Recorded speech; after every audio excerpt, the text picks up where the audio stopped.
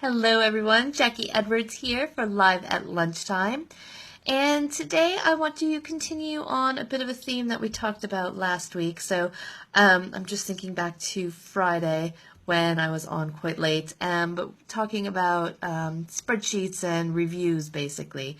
So there's kind of a key thing. This is probably a key point in time. So we are halfway through the year right now. So we're halfway through 2016. It's July. So a lot of people are in the process of thinking, how far have I come towards my goals? How far do I need to go to get to the goals that I set for the full year? Where am I at? And a key thing that you need to be doing is having a way of measuring those goals, having a way to review them. And we had our mentoring call this morning, so we do some mentorship with Roger Hamilton. And while he doesn't do the mentoring calls in July, that's his month off, part of his team came on, and a lot of what they covered today was about reviewing and how do you set up your team and how do you review the results of any of your kind of sales promotions that you're doing and any of your business metrics. So how do you set those up and how do you measure them? So I wanted to share a couple of nuggets of that with all of you. So some of the key things to think about are the different types of indicators that you should be reviewing. So there's lagging indicators. So what this means is that you're reviewing something that's already happened. So by the time you've reviewed it, the action has already occurred, there's nothing you can do to kind of change it. And there's leading indicators, which means you're kind of reviewing something that will happen in the future, seeing how you are on track for something that you're planning in the future. So you should have both in your business. A lot of people have the lagging indicators. So this is kind of any of your bookkeeping and accounting systems generally.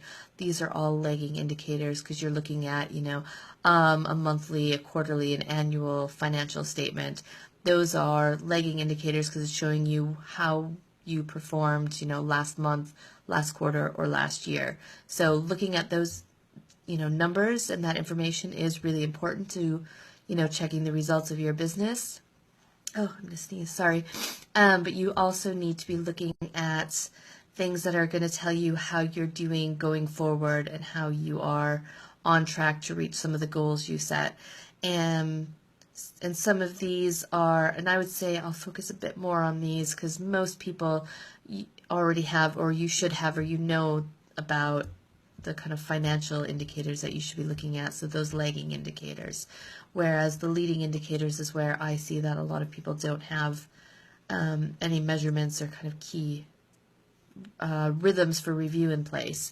So things that you should be reviewing on a regular basis, and it's going to vary by business. So I would say looking at our property business, we set goals for voids. So I talked about on Friday how I was working on our awesome void report, and I spent hours and hours putting together just the perfect formula. Again, a bit too geeky, not necessary when you're just getting started, but I love it. But what we look at there is, where we're at in the year. So how many voids have we had this year? What is our goal to get to? And, are we reaching the occupancy rates that we want to have?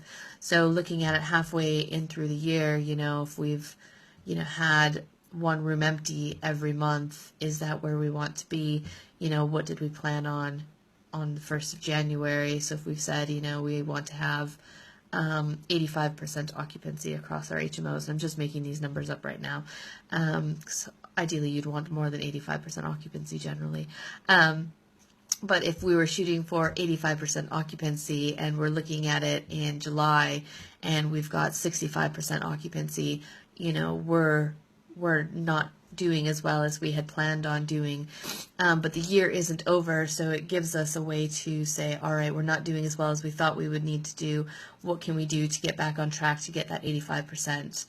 So that's why it's a leading indicator, whereas a lagging indicator, you wouldn't look at it until December, do the calculation and say, oh, oops, we didn't make it. We've only got 65% occupancy.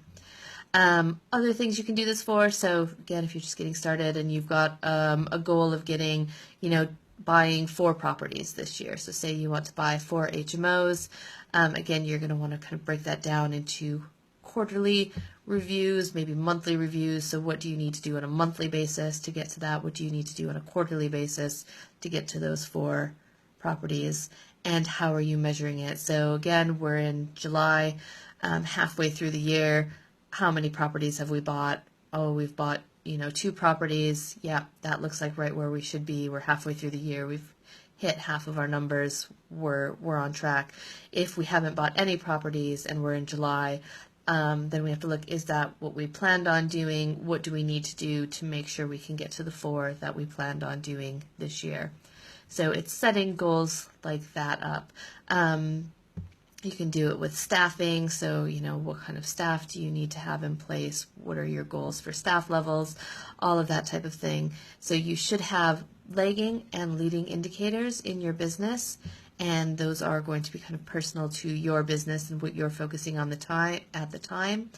And you have to have a way to review those. So how often are you going to be reviewing your lagging and your leading indicators? How often, and what are you going to be reviewing? So we talked a lot on my mentoring call about, having what are we reviewing on a weekly basis. So getting your team together, or, just might be just you if you don't have a team.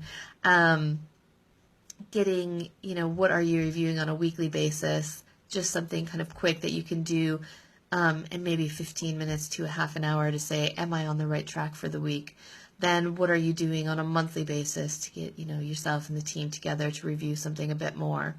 And then what are you doing on a quarterly basis? And especially if you have a team in place, maybe you're not meeting face to face weekly or monthly, but maybe on a quarterly or at least an annual basis, you should be getting together, the key team members to come and, not just focus on the business and the goals, but a little bit more team building, working on the values of your company and your business, and how are you moving towards your company's values and your company's vision as well. So it's easier to set all of that stuff up when you're small. I'm working with a couple of people on a women's entrepreneurial kind of business group. And right now we're doing kind of daily check-ins. So just on WhatsApp again, so we're not calling, we're not meeting, we're not setting a specific time. But every morning we all go on and we've got 3 questions that we answer. What did we do yesterday to move the business forward? What are we doing today to move the business forward? And do we have any kind of blockers in our way? So by just kind of answering those 3 simple questions, we can see where we're all at and make sure everybody's happy and moving towards the same goal. And then we meet on a more, like a monthly or a quarterly basis. We actually sit down together and go through what we're doing for the business. So it's really important. It might seem like a bit of overkill in the beginning, especially if it is just you and your business in the beginning, but you do need to set aside that time to do the review and basically work on your business instead of working in it. So that way it'll be a lot easier to grow that out as the business grows. So hopefully you found that helpful. This is a great time of year to start implementing that because we are halfway through the year. So thinking about where you're at with your goals that you've set. And you can use this personally as well. So where are you at with your business goals and your personal goals? So thank you very much for joining us. Also, if any of you are in the Bournemouth area, I'm off to Bournemouth Pin this evening, so I will be speaking there. So if you're nearby, you should pop by. I think head to bournemouthpinmeeting.co.uk, or maybe it's just bournemouthpin.co.uk, and come and join me this evening. Otherwise, I will see you again tomorrow. Thank you.